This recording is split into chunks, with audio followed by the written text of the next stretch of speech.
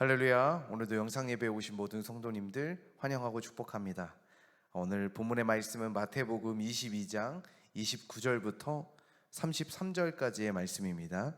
이 시간 함께 같이 봉독하겠습니다. 마태복음 22장 29절부터 33절까지입니다.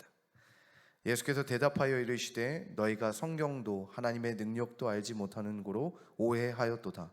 부활 때에는 장가도 아니가고 시집도 아니가고 하늘에 있는 천사들과 같으니라. 죽은 자의 부활을 논할진대 하나님이 너희에게 말씀하신 바 나는 아브라함의 하나님이요 이삭의 하나님이요 야곱의 하나님이로라 하신 것을 읽어보지 못하였느냐. 하나님은 죽은 자의 하나님이 아니요 살아있는 자의 하나님이시니라 하시니 무리가 듣고 그의 가르치심에 놀라더라. 살아있다는 것은 무슨 의미를 할까요? 생물학적으로는 움직이는 것이며 숨을 쉬는 것이며 먹는 것을 의미합니다.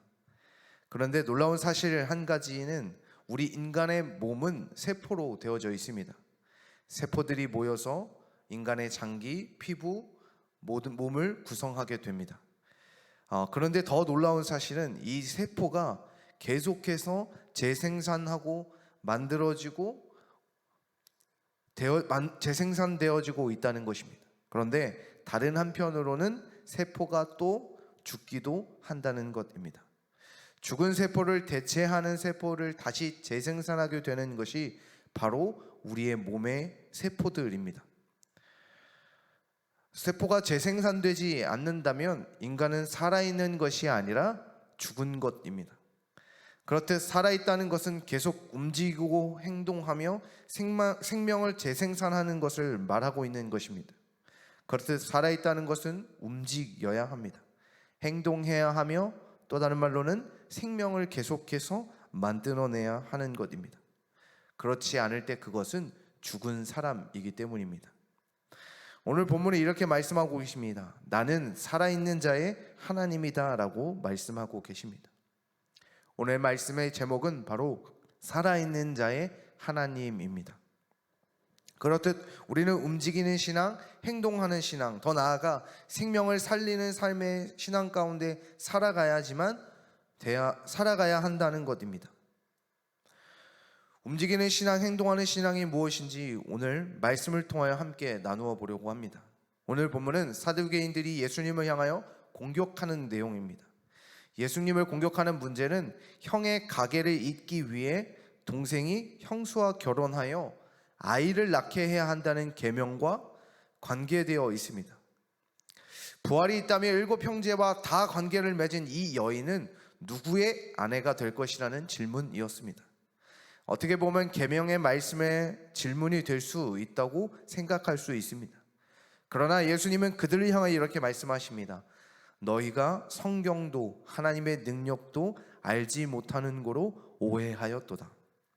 생명의 그리스도인인 생명 없는 그리스도인으로 변화되는 이유는 바로 성경도 하나님의 능력도 알지 못하기 때문입니다.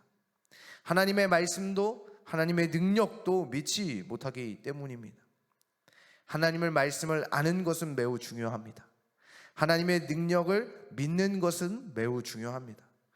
그 이유는 하나님의 말씀과 능력을 알게 되면 우리는 하나님을 떠날 수가 없기 때문입니다. 더 나아가 하나님을 믿지는 않을 수 없기 때문입니다. 또한 그러므로 불순종의 삶을 살 수도 없기 때문입니다. 자, 보물지도가 있다고 생각해 보십시오. 이 보물지도를 따라가면 어마어마한 금은보화를 얻을 수 있습니다. 그렇다면 여러분들은 이 보물지도를 따라가지 않겠습니까? 하나님의 말씀과 하나님의 능력은 이 보물지도에 있는 어떠한 보물보다도 우리의 삶을 영화롭게 하며 충만하게 만들고 온전하게 만들게 됩니다. 그러므로 우리는 하나님의 말씀을 진짜로 제대로 알아야 합니다. 말씀을 오해 없이 하나님의 말씀을 들어야 합니다. 많은 사람들이 그 오해를 통하여 잘못된 길을 가게 됩니다. 신천지거나 여호와의 증인 등 이단에 빠지게 되고 잘못된 신앙에 서게 되어집니다. 오늘 바로 예수님을 공격했던 그 사두개인들이 그런 사람들이었습니다. 이 사두개인들은 행정, 정치, 종교권을 쥐고 있는 사내들이라는 구성원으로 한 부분을 차지하고 있던 사람입니다. 오랫동안 유대 사회의 대부분에 독점하고 헬라 로마 통치 세력에 협력하여 기득권을 유지하고 있던 사람들이 바로 이 사두개인들이었습니다. 그들은 자신들이 가지고 있던 기득권으로부터 포기해야 하고 또는 내려놓아야 하는 것으로부터 그들은 포기하지 않았습니다. 많은 사람들이 죽음 앞에서 포기하지 못할 때가 많이 있습니다.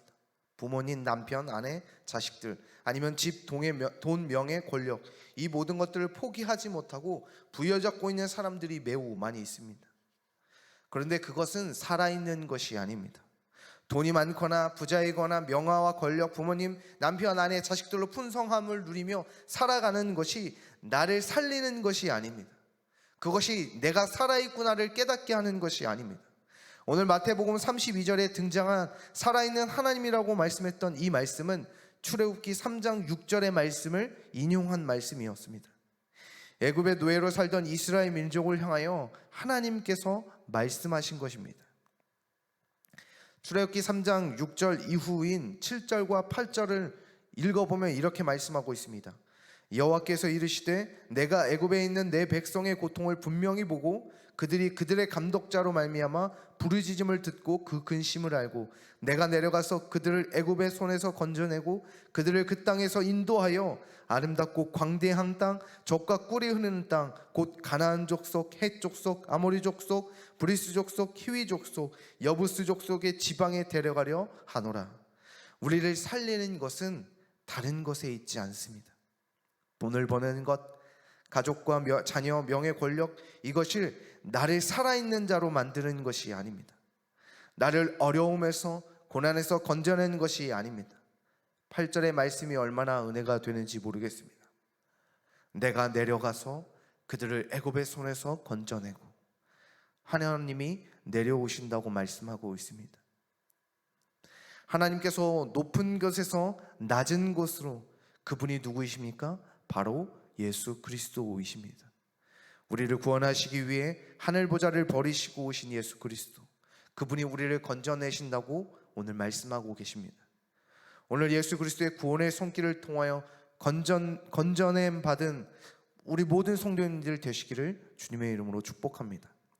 어려움과 고난에서 건져내심으로가 아니라 죄라는 문제, 죄라는 늪에 빠져있는 우리를 그 죄 속에서 내려오셔서, 그 죄 속으로 내려오셔서 죄 속에서 그 죄를 다 짊어지시고 대신 그 죄값을 다 치르시면서 우리를 건져내시는 예수 그리스도, 그래서 죽은 자가 아닌 사망과 심판, 저 불구동성으로 떨어지는 것이 아니라 영원한 생명, 구원의 은총, 저 천국으로 올려지는, 그래서 살아있는 자로 참된 구원자로 살아가게 되는 그 은혜가 예수 그리스도 안에 있는 줄 믿으시기를 주님의 이름으로 소망합니다.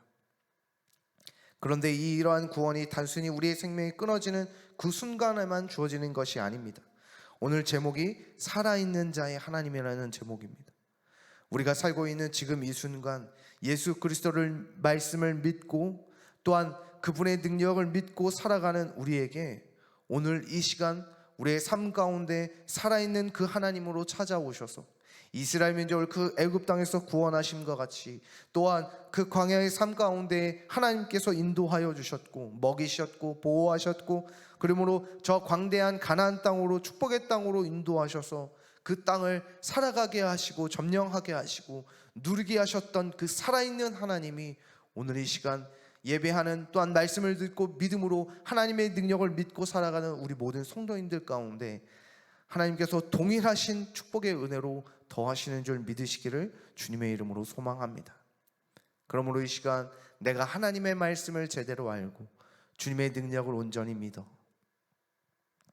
예수 그리스도가 나를 살리는 분인 줄을 깨달아 알게 하셔서 다른 세상의 것으로 내가 살아감을 깨달음이 아니라 오늘 시간 나를 구원하신 예수 그리스도, 그 십자가에 죽으시고 그 부활하신 예수 그리스도가 나도 동일하게 그 사망의 권세 가운데서 살리셔서 구원의 자녀로, 하나님의 백성으로 그 젖과 꿀이 흐르는 땅 가나안 땅 가운데 살아가게 하시는 그 은혜와 축복이 오늘 시간 모든 성도님들 가운데 가득하시기를 주님의 이름으로 소망합니다.